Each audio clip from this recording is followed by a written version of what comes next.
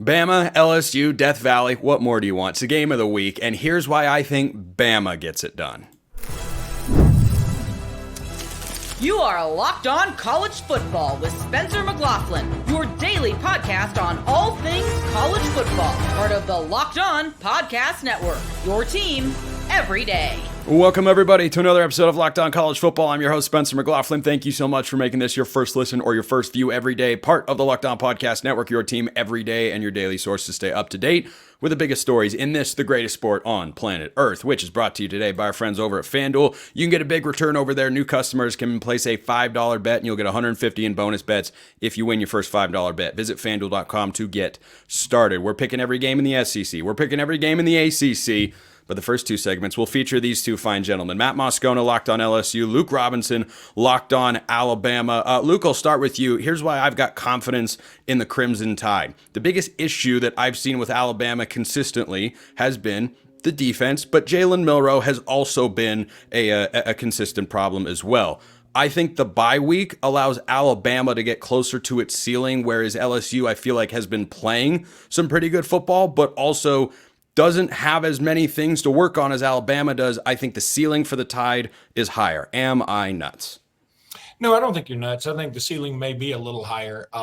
Now, here's the thing.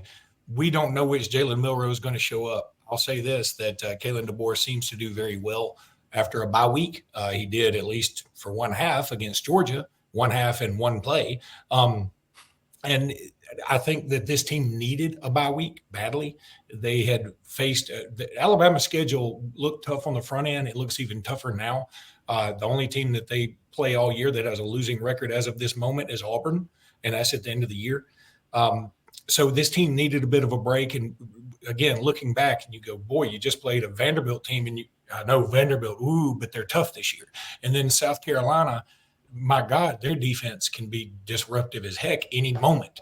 And then of course at Tennessee and Missouri, who, their quarterback got hurt, and they are certainly on their last leg, it seems like. But this schedule's been tough, and this team needed a break. And I'm hoping that the off week, some things got turned around. I'll tell you, I've heard a lot of talk from Alabama players about, hey, we've re-energized, or we're hungry, or I'm sort of done with the hearing about it. I would sort of like to see it. I'll eventually, on this podcast, I'll probably pick Alabama to win. I'm not super confident about it, but I'm going to pick it. Yeah, and I think we saw a glimpse of that next level for Alabama last time out against Missouri. Now, Brady Cook goes down. I don't particularly think that mattered a ton. Maybe they would have scored 7 or 10 points with him out there instead, but I think that was a step in the right direction. The bye week, have a chance to get things right. But Matt, LSU is also fighting for their playoff lives this week. I don't think it's a 100% elimination game. I think it's a 90% college football playoff elimination game in the 12-team era. In the 4-team era, of course, these teams would have been out of it already, but this is the world that we've got now. I think 9-3 SEC has a chance. It'll be in the discussion, but how much pressure is there outside of that on Brian Kelly to win this game? Well, the one clarification is that LSU only has one conference loss, so it would take some heavy lifting. But if they did lose the game, there is a path as a 2-loss team to the conference championship game. So LSU still could get in there. I don't think that's likely at all, but that's the difference. For Alabama, it would be a 3rd overall loss and a 3rd conference loss. So this is an elimination game. And I agree with you for all intents and purposes for both teams, because I don't think you're going to have a 2-loss team in the SEC championship, but we've seen wild things happen. As for Brian Kelly, yeah, man, look, everybody coming into this season, we looked at it, and Spencer, I think you and I talked about it at Media Days. Brian Kelly, everywhere he's been in year 3, has kind of hit that sort of parabolic run up. At year 3 at Notre Dame is when they played Alabama for the national championship. Year 3 at Cincinnati, they had an undefeated season. Year 3 at Central Michigan, they won the conference. So a lot of people here were looking and hoping for that year 3 bump from Brian Kelly in a 12-team playoff era. The reality is you lost a Heisman Trophy winner, 2 first-round picks at receiver, your offensive coordinator, and you had the worst defense in the history of the program last year. So they had a lot to fix and a lot to replace. So to be at this position here at the beginning of November, where you still are alive for the playoff and you get 3 of your final 4 games at home, there are expectations here for LSU to go win these next 4 games and find a way into the college football playoff. And I don't think they're unrealistic. It's not going to be easy, but they are doable. Let's look at this matchup at a snapshot. Luke, we'll go back to you on the Alabama side of things. What's the number one thing you see as a must-do for the Crimson Tide to go on the road and win this game? Of course, it was a thriller a couple of years ago, but you've got Kalen DeBoer in there now. I look at it and say pretty unequivocally, Jalen Milroe has to protect the football here. If you get the crowd going with turnovers, boy, that's going to be tough to play offense. Yeah, I think the easy answer is Jalen Milroe and no turnovers, and also go be yourself. I think if you look back at the second half of Missouri, his best play all day was probably a broken play where he just took off. He didn't stand around in the pocket too long and look for somebody or just throw it away or make a bad pass, God forbid. He actually used his legs in a situation where it didn't call for him to do it initially. That's where he's at his best. These design runs are great. They worked great in the first half against Georgia. But since the first half of Georgia, they have not worked very well at all because people have sort of caught on to it. So I think even though he's a fabulous runner, I mean, I said it on the podcast today, he's a gazelle in a rhino's body, that when he gets the ball, look for your first two reads. If they're not there, just go ahead and take off. It's okay. I think we need to tell him. We used to have to tell him, hey, look, go down your progressions. Now I think we have to tell him, hey, it's okay for you to run. You're a superstar. And but that's the easy answer. I think the more true answer is Alabama has to have somebody step up at wide receiver. And Ryan Williams, awesome. I mean, he's going to end up being one of the best players in Alabama history. I'm fully convinced. Then Jeremy Bernard, very, very good, very solid, number 1.5 receiver, right? But then after that, you know who our leading receiver is? It's Justice Haynes with 16 catches for 90 yards. That ain't very good. So we're going to need somebody else to step up there. If it's Kobe Prentice, if it's Kendrick Law, Cole Adams is out for the year. But if it's Caleb Odom, I don't know who it is, but it needs to be somebody. It could even be C.J. Dupree. It could be another tight end. But it's got to be somebody that's a threat, because right now we look at Ryan Williams and then maybe give a cursory look at Jeremy Bernard, and if Jalen Milroe doesn't take off, something bad usually happens. Matt, same question to you. Top thing that you think LSU has to accomplish to get a win? You have to stop Jalen Milroe from running the ball. That's why he lost the game last year. He ran for 155 yards and 4 touchdowns. I don't think Jalen Milroe is capable of beating a team with his arm. He's inaccurate. He misses too many receivers. I agree with Luke. Ryan Williams is sensational. I mean, but the play against Georgia was a horribly thrown ball. It was underthrown into double coverage. Ryan Williams made underthrown deep ball, top 3 play in football, man.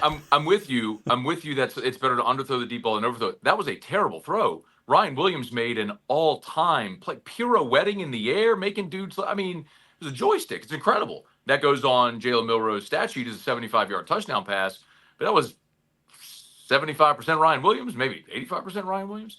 But listen, Spencer, this is easy. If LSU can limit Jalen Milroe running the ball, I don't think Alabama can outscore LSU. I don't know if LSU can limit Jalen Milroe from running the ball. They couldn't do it last year, and this year we've seen a mixed bag.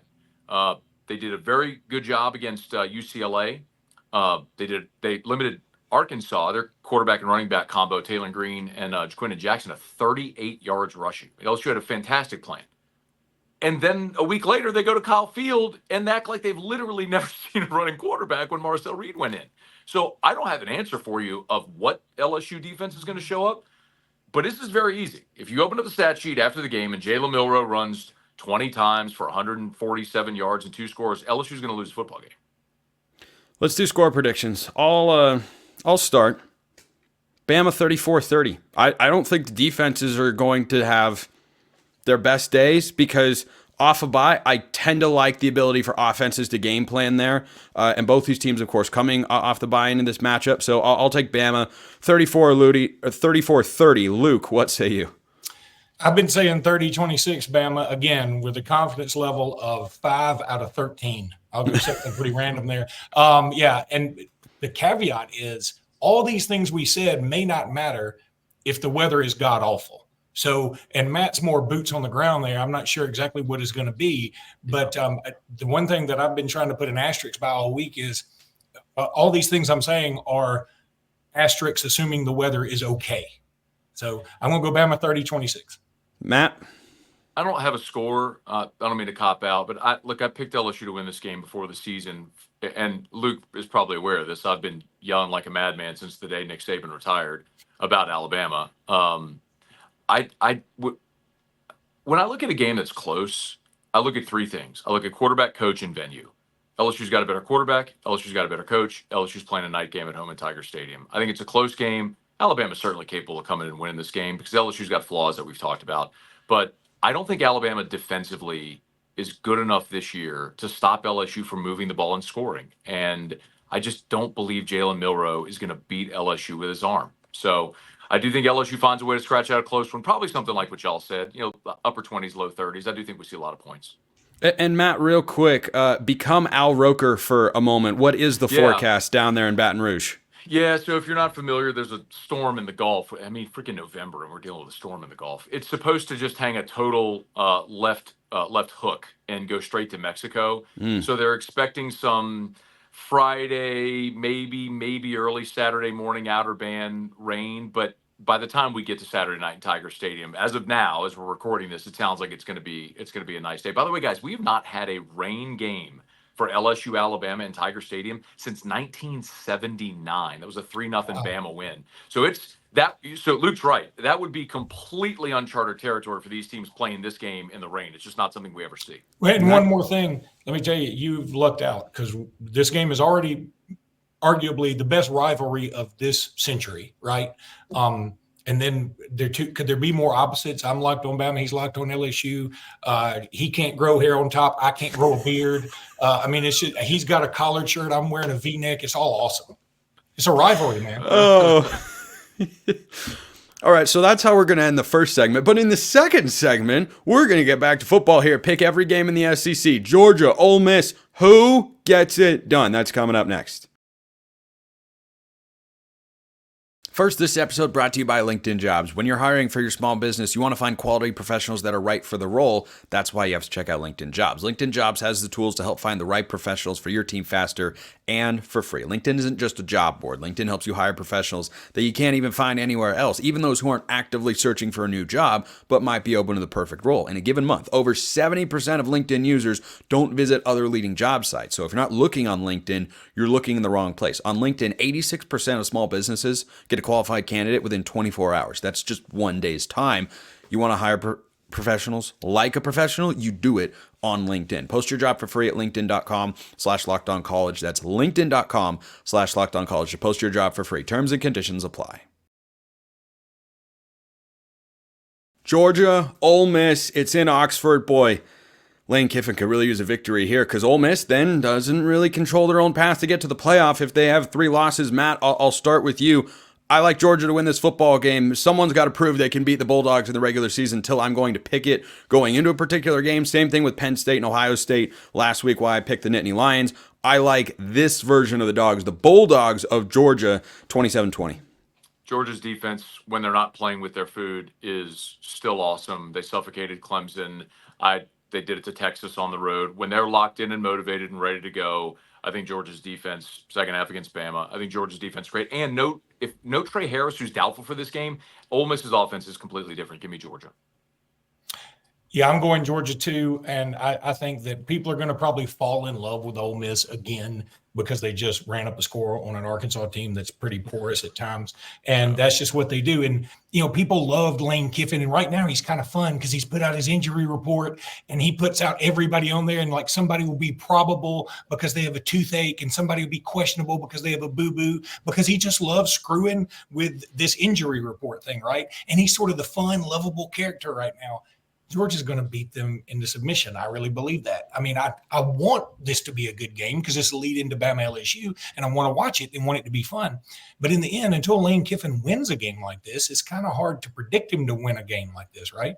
Yeah, I'm definitely with you there. How about a game that I don't think gets interesting because Florida's got their third-string quarterback. Texas is at home. Like, the Longhorns are rolling here, right? Because Florida has been playing much better football. But Matt, can they really hang around with Texas on a third string quarterback? I think it's kind of a gift for Billy Napier to be able to go to his AD at the end of the year and say, hey, my quarterbacks kept getting hurt. What did you want me to do? Have a 5-star as the third stringer? If DJ Lagway was playing, I might feel differently. And Florida showed you last week against Georgia that They have improved, and they still have some athletes. Yeah, it's hard to go against Texas here, though, man. Texas at home, with everything still ahead of them. Yeah, I think you get a locked-in Texas, and I think they take care of Florida pretty handily. Letdown spot as well for Florida coming off an emotional game against Georgia. Totally agree. And whatever higher deity you believe in, or if you're into astrology or whatever, that celestial being hates Billy Napier, because every time they start getting good, somebody gets hurt. And DJ Lagway had just turned it on. Mertz was looking fantastic against Tennessee. He gets hurt. Lagway was doing it against Georgia. He gets hurt. Whoever is playing quarterback this week, if the opening drive is Florida scores a touchdown, you better put him in bubble wrap. He's going to get hurt. Yeah, I like Texas. I think they really put their foot down here and win the game. I'll go 38-10. And frankly, I don't even know if that Texas defense will give up that many points to a third stringer. We'll just have to wait and find out. How about a sneaky, interesting game in the SEC? Vanderbilt, South Carolina. Vandy's at home as an underdog. The disrespect to the Commodores, my goodness. I will not stand for it. South Carolina, emotional letdown spot after a big win last week on the road. Vandy, home dog. Give me the points. Give me the outright. Vanderbilt, no. Defensive slugfest here. 21-17, Vanderbilt. I think South Carolina might actually be the better team, and they're playing much better. But this is a field storm fade, man. Field storm, then you got to go on the road. And by the way, the odds makers continuing. I've made so much money on Vanderbilt this year because they just continue to act like Vanderbilt's not a good team. I mean, they keep winning as touchdown underdogs outright. Yes, I think Vanderbilt wins the game at home. I also think Vanderbilt wins. And look, I think it's mostly because, like you said, the field storming, but then also there was that whole thing about the team doing a birthday song to Shane Beamer's wife. And you can say, well, that all happened last week. I know, but it's a distraction. Nick Saban would have hated that. And I think Vanderbilt is just steady Eddie, man. They just go and play the same way every week. And the losses they have, they weren't bad losses. I mean, this team is pretty doggone solid. And Diego Pavia for president. Yeah, I think we have to look at Vanderbilt this year. Or governor of Alabama. Yeah, governor of Alabama. I'm sorry, is he not already the governor of Alabama? Yeah, he already owns Alabama. I believe he's been renamed as the founder of the state down there. But we have to look at Vanderbilt differently. They're no longer just a fun story. They're a solid football team. Just across the board, if you watch them play, you go, that's a pretty darn good football team. Matt's got to hop out here in about 30 seconds or so. Mississippi State at Tennessee, Oklahoma at Missouri. Real quick, Matt, your picks on those two games. Vols big, and I actually like Oklahoma to beat Missouri in that. Really? I think Oklahoma's playing better at quarterback. I think Missouri stinks on offense. Give me Oklahoma outright win. Unlike Matt, I've been losing my butt this year, but I'm with him on both of those picks. And I feel like the line has shifted on the Missouri-Oklahoma spread from Missouri favored by a little bit to Oklahoma favored by about 3. And that tells me something's going on. And Brady Cook, we saw Missouri without Brady Cook. They just aren't very good. I don't care how good their receivers are. So I'm going to Oklahoma and Tennessee. And look, Tennessee's going to score in the first half. That's going to be big news. That would be big news. Matt Moscona has got a roll. Luke Robinson will stick around. My directing skills need a little bit of work, but that's what the wonderful world of editing is for. But I wanted to touch on both these games a little bit and start with Tennessee because they have quietly kept themselves in at-large playoff contention, national title capable with the way that defense plays, Luke. I've compared them to the Kansas City Chiefs. You need to look at them as a team that has shifted their identity from their offense, their explosion, to, hey, the defense is really good, and we just need the quarterback to make a couple of key plays. Now, Nico is not Patrick Mahomes, but made a couple plays, of course, against Alabama, as you know.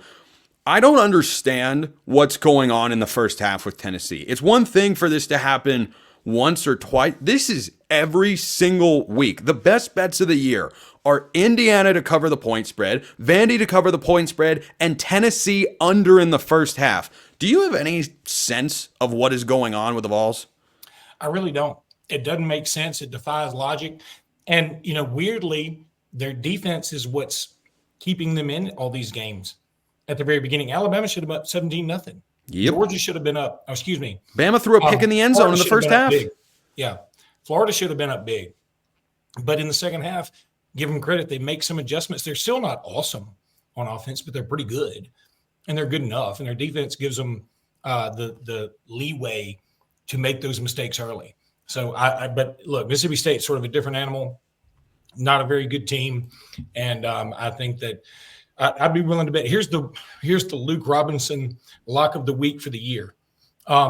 That you need to go ahead and take Tennessee over first half this particular time. Tennessee's going to cure what ails them this game. Well, I refuse to be confident in Tennessee's ability to cover a big point spread until I can see it happen, because I've just seen so much evidence to the contrary here. Mississippi State's been better. I thought they would pull an upset last week. They did not.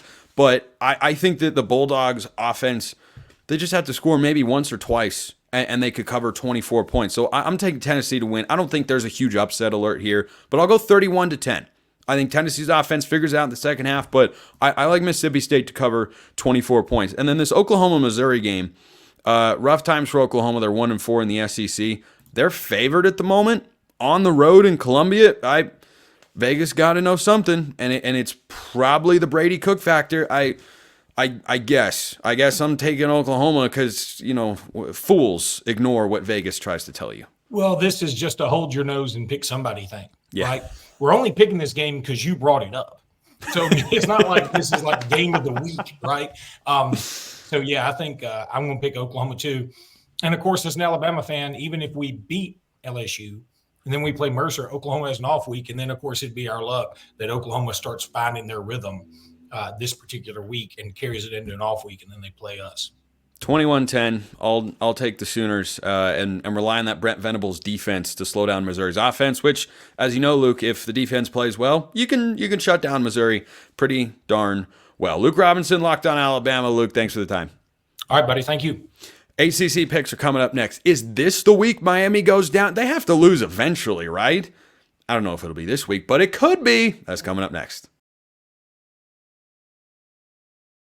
With Robinhood Gold, you don't need a silver spoon to eat up the financial favors of the 1%. Robinhood Gold allows others to get the rates and perks usually reserved for the high society. Now, the resourceful individual with Robinhood Gold can earn the very liberal rate of 4.5% APY on uninvested cash and be rewarded with a handsome 3% retirement boost on an IRA account. Robinhood Gold provides the privileges of a high net worth for any net worth. These generous benefits are now available for only $5 a month. Just $5 a month. The new gold standard is here with Robinhood Gold. Sign up at Robinhood.com/gold. Terms apply. For product-specific disclosures, visit Robinhood.com/gold. Investing involves risk. Rate may change. Gold membership is offered by Robinhood Gold, LLC. This episode also brought to you by FanDuel, America's #1 sportsbook. Are you ready to tackle the NFL or college football or anything you could possibly want to bet? FanDuel is the place to do it. Right now, new customers can bet $5 and get $150 in bonus bets if you win. So if you think Georgia's a lock to win this week, you bet $5, you're a new customer, you get $150 in bonus bets with our friends over at FanDuel. When you get a hunch in the middle of the game, you can check out the latest stats, view live play-by-play, and so much more on the same page where you place your bets so that you can live bet the NFL too. Everything that you could possibly want to do, it's all over there at FanDuel.com. You'll get that $150 in bonus bets if you win your first $5 bet at FanDuel.com. Never waste a hunch. Make every moment more with FanDuel, an official sportsbook partner of the NFL. Miami's going to lose a football game eventually. I don't know if it'll be this week, but it feels like it's bound to happen. That's Kenton Gibbs, Locked On ACC and Locked On Wolfpack, joining me here to pick every game in the ACC this week. Kenton, Miami's been playing with fire, and every week they say, you know what, forget this whole defense thing or getting off to hot starts. Hey, Cam Ward, can you just put up 40 points in 2 minutes in the second half? And, well, it turns out he can do that a lot. I don't know how well that works out in the long run, but I tell you what, Miami hasn't lost a football game yet. What's your upset alert meter here for the Canes going to Atlanta to take on Georgia Tech? Not very high, only because Haynes King is coming back off an injury for the first time in, I want to say, about 2 weeks or so. Zach Pyron was leading that offense, if you can call it that, with Haynes King out. However, there is a possibility because Miami's defense is a liability to say the least. And while Cam Ward is, I call Cam Ward human plot armor, right? Every time you think, oh man, the protagonist is going to lose this time, Miami's going to lose this time, Cam Ward says, relax, I'm the writer. I'm writing the story. The good guy's going to win. I promise you. The you is the good guy in my version of the story. So, I mean, I really do think that they play with fire a lot. They have the longest average third down attempt distance of a team that converts at the rate that they do. So they're oftentimes counting on Cam Ward to be a hero, but Georgia Tech is in past 120th in terms of sacks created this year. This is just a bad matchup for them. I think that Miami gets it done here. I think if Haynes King can play all 4 quarters and look the way he has in his good moments throughout this year, I think Georgia Tech can cover that number. But this Miami, it's 10.5 according to our friends at FanDuel. The Miami offense is just so good. So I'll take the Canes 42-27. Just because I don't have a lot of faith in that Miami defense, but I do think the Hurricanes go down. It might not always be easy, but Miami is like an uglier version of Indiana when it comes to covering the spread. Let's go elsewhere around the ACC here, Kenton. Let's go with Notre Dame. They're playing an ACC team, and I brought this game up next just for the fun of it. Because I knew you'd have that reaction. Florida State's going to play a football game this week. They're going to go to South Bend. I tell you what, this is one of those games where someone could make an outrageous promise to social media. I will do X if so-and-so wins this football game. And yeah, I think you could do anything and you'd be safe because I have no confidence or any inclination that there's even a remote possibility they could pull an upset and throw a wrench into things in the college football playoff. I think Notre Dame steamrolls Florida State. I like that Notre Dame defense a lot. I'll take the Irish 38. Watch this to 3. I think that's fair. Notre Dame has one path left to the playoff, and it's not just winning out. It's winning out in style. Not only that, do you know what Florida State's high for scoring on the season is? Take a wild guess, Spencer. I believe it's 23. Wrong answer. Forehead is 21. I'm joking. It's a joke from the Proud family. That was said to somebody. That's not. I don't think Spencer has a normal size forehead. But with that being said, it depends on who you compare me to, I suppose. Absolutely. But with that being said, this team put up 21 against Georgia Tech, which was one of that's it. That's all they've done this season. Every game after that got worse and worse and worse.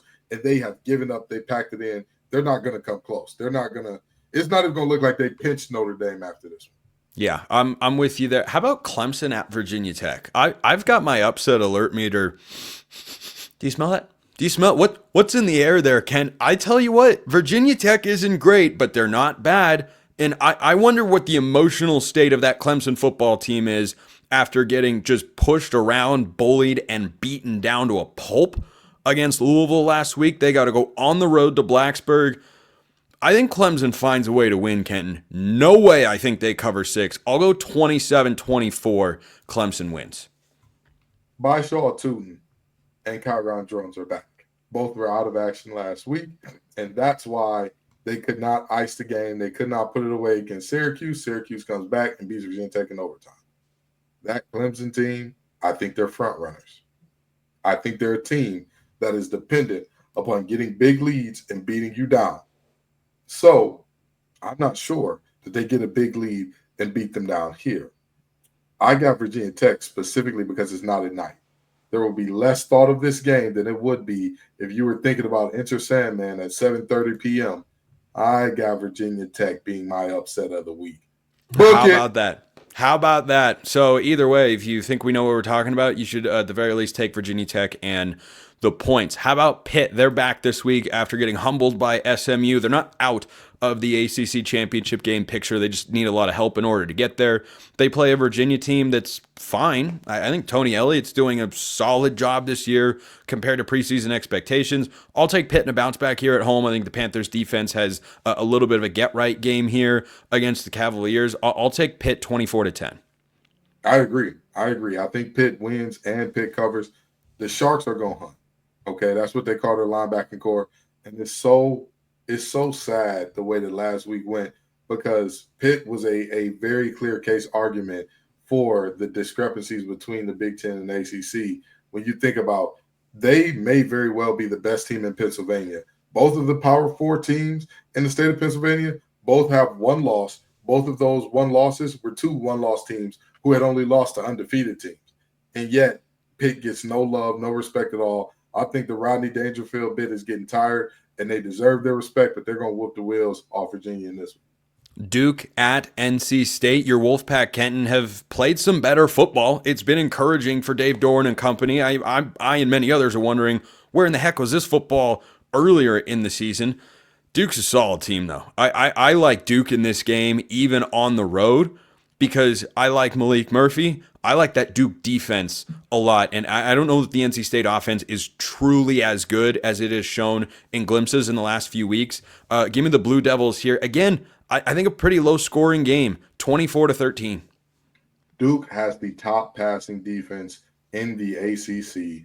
But do you want to know a fun fact about that? This is why stats can be a little deceiving. I do. I love fun facts. Outside of Miami, how many teams ranked in the top 45, which is the top third in terms of passing in America, do you think they played? I bet you it's 0. You would be correct. There we go. They haven't played a single one. Any team that can throw the ball at a decent clip, they struggle with. However, nobody disguises a defense like Manny Diaz, and they're going against an 18-year-old. I see why you were picking this as an upset, and I, too, have a feeling Duke could pull this one out, but I can't go against C.J. Bailey in the back. Give it back by 90. No, seriously. I think they pull out a close one in an ugly rock fight, 17-10. Syracuse goes to Boston College in Chestnut Hill, where the Eagles, despite being 1-3 in conference play, are slight favorites by less than a field goal against the Orange. I go back and forth on this one. This feels like a coin flip game. It'll be really competitive, but I think Syracuse has a get-right moment here. I think Boston College has shown some nice things. Bill O'Brien's doing a solid job in his first year. The win over Florida State, most notably the highlights of this year for BC, but I think Syracuse is going to look a little bit more like the Orange of the first 5-6 weeks of the season. I know they've had their struggles in the second half of seasons in recent years, but this is a new coaching staff. I think Cal McCord got all the interceptions out of the system that he possibly could last time out against Pitt. So give me the Orange to go in and win 38-24. Did you just say the highlight of Boston College this season is beating a 1-8 Florida State team? Yeah, I did. Yeah, I did. For that purpose alone, give me the Orange. Give me Brand the Man Brown. That's no highlight to anybody. Anybody could do that. Hey, give me the Orange. Well, I think for a program like Boston College, you beat someone with the brand power of Florida State no matter what they're doing. Hey, I know Florida State sucks. They are not far away from being a winless football team at the moment, which is crazy.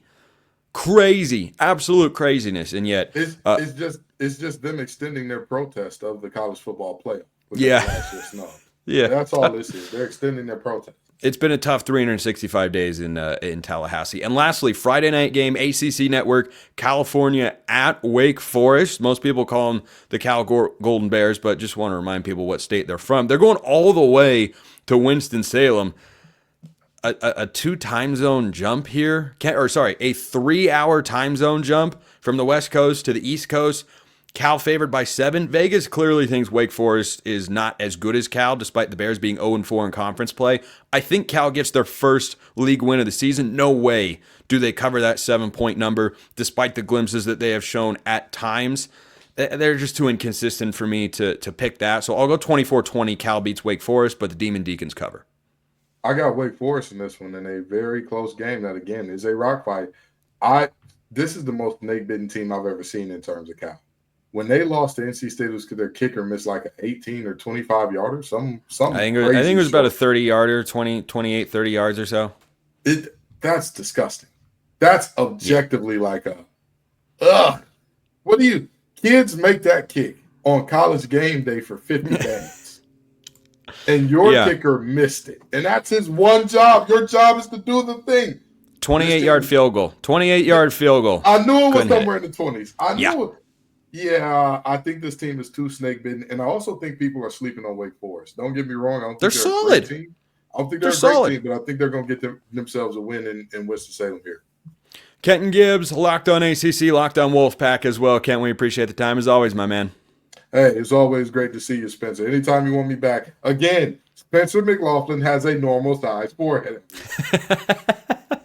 I appreciate that for the audio audience out there, and I appreciate all of you listening. I'll see you next time, and until then, I hope you have a wonderful rest of your day.